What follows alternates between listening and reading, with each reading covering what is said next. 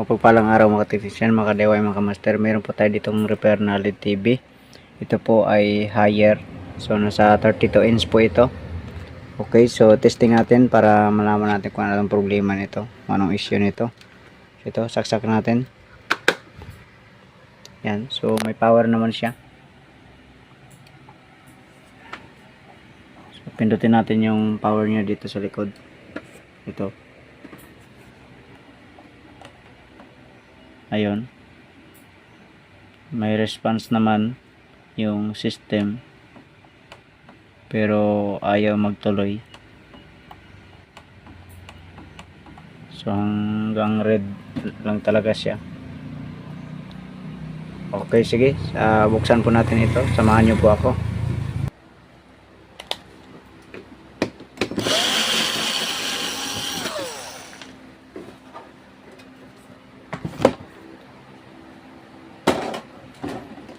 Okay, ito po ang kanyang laman.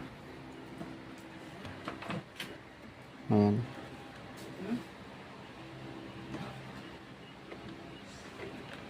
So, mayroon tayong napansin dito. Ito, may kapasitor na lumubo. So, sana ito lang yung problema nito.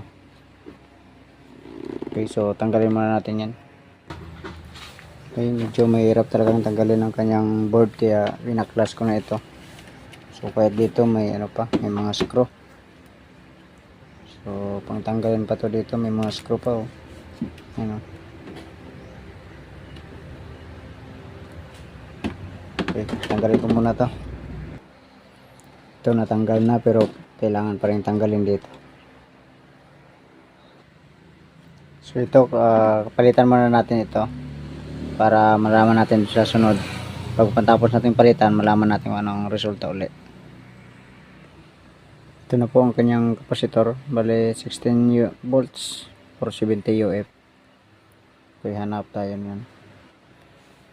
Ito, nakahanap tayo. Medyo malaki-laki siya, pero parehas ang UF. Okay, kabit natin to. Okay, ito nakakabit na natin. So, testing natin. Saksak. Ayan, power naman siya. Pindutin natin.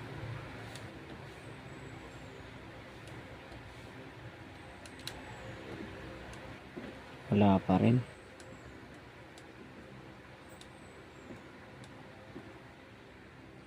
Check natin ang voltahe. Okay, check voltage tayo. 12 volts naman. So, ito kasi na to ay supply to sa dito sa sound. So ayaw mag-on. Dito tayo sa memory.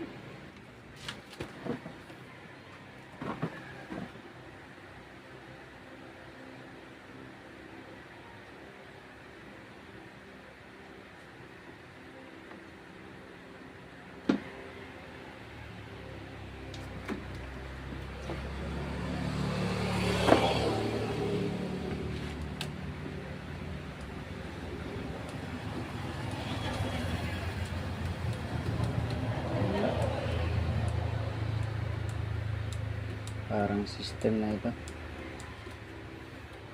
Pagka ganito kasing trouble, pag ayaw mag-on, madalas na suspect ko nito itong ano, MCU.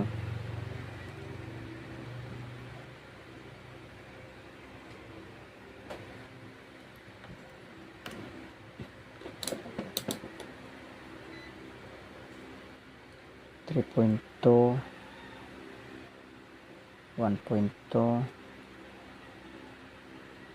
5 volts 1.8 kompleto naman sa voltahe.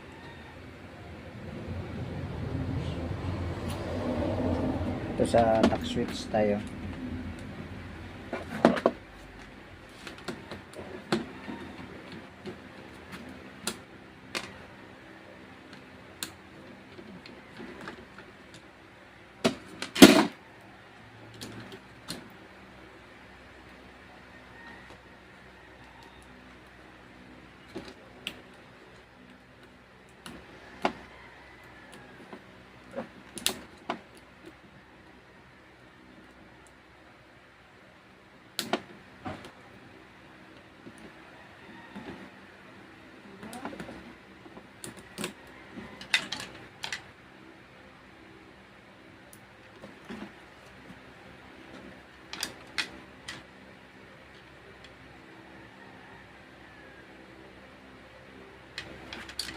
Okay naman yung touch switch.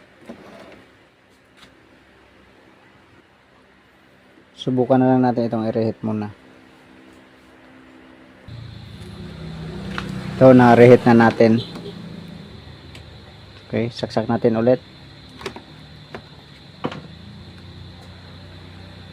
Ito may power naman.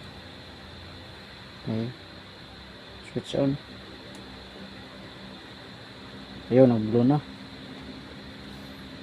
So, ito talagang mga sakit nito. Pag once na lumamig, sobrahan sa lamig, mag-ano na siya.